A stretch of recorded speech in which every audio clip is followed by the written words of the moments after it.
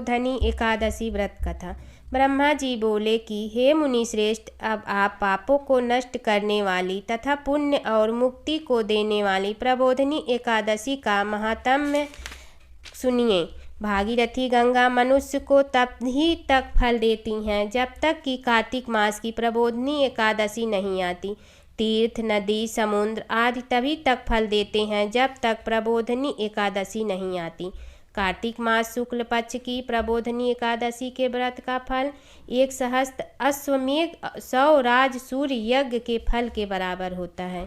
नारद जी ने पूछा कि हे पिता, एक संध्या को भोजन करने से, रात्रि में भोजन करने तथा पूरे दिन उपवास करने से क्या क्या फल मिलता है, उसे आप समझाइए। ब्रह्मा जी बोले कि हे नारद, एक संध्या को भोजन करने से, 1 जन्म की रात्रि में भोजन करने से, 2 जन्म में तथा पूरे दिन उपवास करने से 7 जन्म के समस्त पाप नष्ट हो जाते हैं।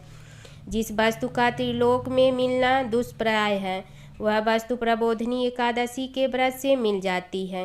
प्रबोधनी एकादशी के व्रत के प्रभाव से सुमेरु पर्वत के समान कठिन पाप क्षण मात्र से ही नष्ट हो जाते हैं।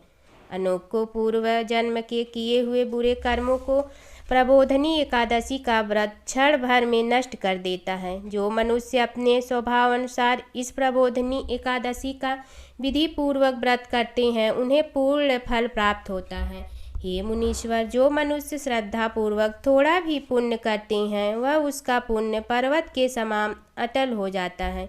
जो अपने हृदय के अंदर ही ऐसा ध्यान करते हैं, उनकी बीती हुई तथा आने वाली 10 रात्रि पीढ़ियाँ विष्णु लोक में जाकर वास करती हैं और नरक में अनेक दुखों को भोगते हुए पितृ विष्णु लोक में जाकर सुख भोगते हैं। ब्रह्मा हत्या आदि महान पाप भी प्रबोधनी एकादशी के दिन रात्रि को जागरण करने से नष्ट हो जाती हैं। प्रबोधनी एकादशी को रात्रि को जागरण करने का फल अश्वमेध आदि यज्ञों के फल से अधिक होता है। समस्त तीर्थों में जाने तथा गौ, स्वर्ण, भूमि आदि के दान का फल कार्तिक मास की शुक्ल पक्ष की प्रबोधनी एकादशी के रात्रि के जागरण के फल के बराबर होता है। इस संसार में उसी मनुष्य का जीवन सफल है जिसने प्रबोधनी एकादशी के व्रत के द्वारा अपने कुल को पवित्र किया है। संसार में जितने भी तीर्थ हैं तथा जितने भी तीर्थों की आसपास की जा सकती है, वह सब प्रबोधनी एकादशी का व्रत करने वाले के घर में रहते हैं। मनुष्य को समस्त कर्मों को त्यागते हुए भगवान की प्रसन्नता के लिए कार्तिक मास की प्रबोधनी एकादशी का व्रत करना चाहिए। जो मनुष्य इस एकादशी के व्रत को करता है, वह धनवान, योगी, तपस्वी तथा इंद्रियों को जीतने वाला होता है, क्योंकि वह एकादशी भगवान विष्णु की अत्यंत प्रिय है। इस व्रत के प्रभाव से मनुष्य पुनः जन्म लेता है। इस व्रत के प्रभाव से कामिक, वाचिक और मानसिक पाप नष्ट हो जाते हैं।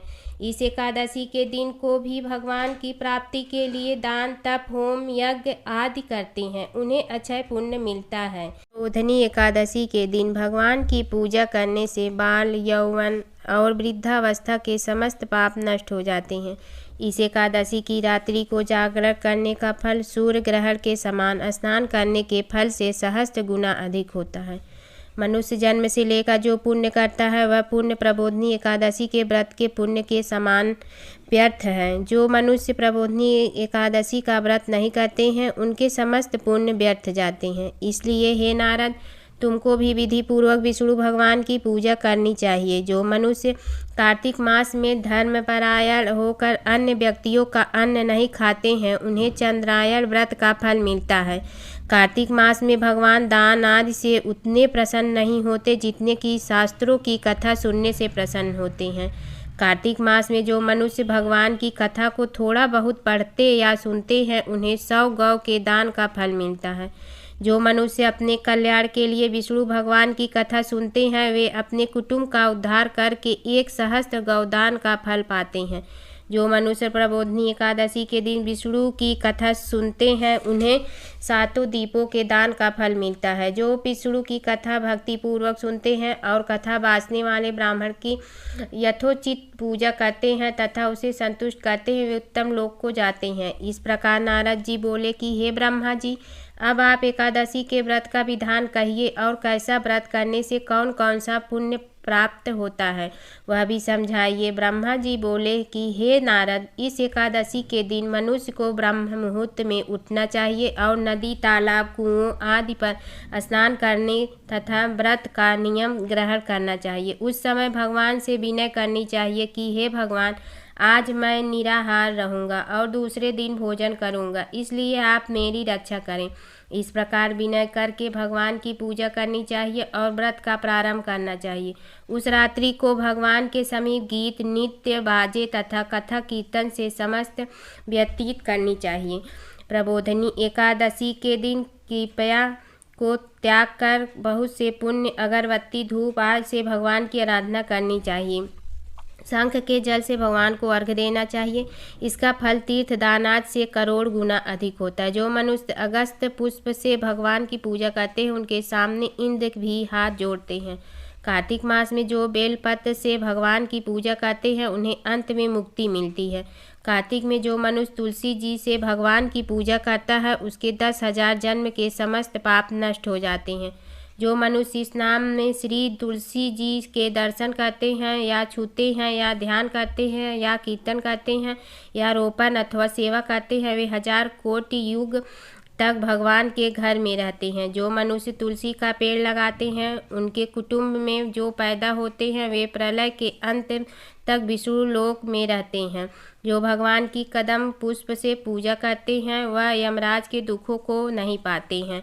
समस्त मनोवांछित को पूजा करने वाले भगवान कुदम पुष्प को देखकर अत्यंत प्रसन्न होते हैं। यदि उनकी कदम पुष्प से पूजा की जाए तो फिर बात ही क्या है। जो गुलाब के पुष्प से भगवान की पूजा करते हैं उन्हें मुक्ति मिलती है। जो मनुष्य बकुल और अशोक के फूलों से भगवान की पूजा करते हैं अनंत काल तक शोक से रहित होते हैं। जो मनुष्य विष्णु भगवान की सफ़ेद और लाल कनेर के फूलों से पूजा करते हैं उन पर भगवान अत्यंत प्रसन्न होते हैं।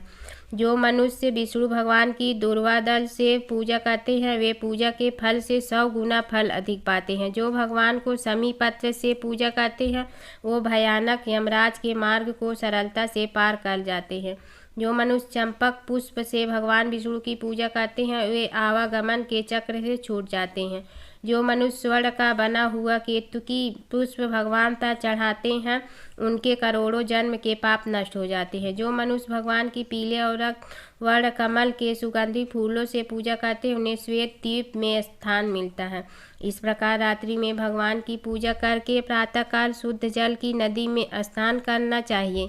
स्नान करने के पश्चात भगवान की प्रार्थना करते हुए घर आकर भगवान की पूजा करनी चाहिए। इसके बाद व्रत के लिए ब्राह्मणों को भोजन कराना चाहिए और दक्षिणा देकर मीठे वाक्यों द्वारा उनको विदा करना चाहिए। इसके उपरांत भोजन, गौ और दक्षिणा से गुरु की पूजा करनी चाहिए और ब्राह्मणों को दक्षिणा देकर नियम को छोड़ना चाहिए। ब्राह्मण को यथाशक्ति दक्षिणा देनी चाहिए। जिस ब्राह्मण को रात्रि में भोजन कराएं स्वर्ण सहित बैल दान करना चाहिए। जो मनुष्य रात्रि स्नान करते हैं उन्हें दही और शहद दान करना चाहिए। जो मनुष्य फल की आशा करते हैं उन्हें फल दान करना चाहिए। तेल की जगह घी और घी की जगह दूध और अन्नों में चावल दान करना चाहिए।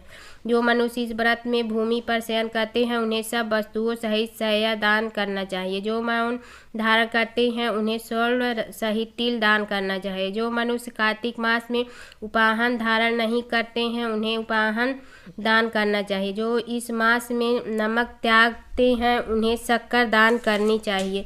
जो मनुष्य नित्य प्रति देव मंदिरों में दीप जलाते हैं उन्हें स्वर्ण या तांबे की दीप को घी तथा बत्ती सहित दान करना चाहिए। जो मनुष्य चतुर्मास व्रत में किसी वस्तु का त्याग देते हैं उन्हें उस दिन से पुनः ग्रहण करनी चाहिए। जो मनुष्य प्रबोधनी एकादशी के दिन विधि पूर्वक व्रत करते हैं उन्हें अत्यंत सुख मिलता है और अंत में स्वर्ग को जाते हैं।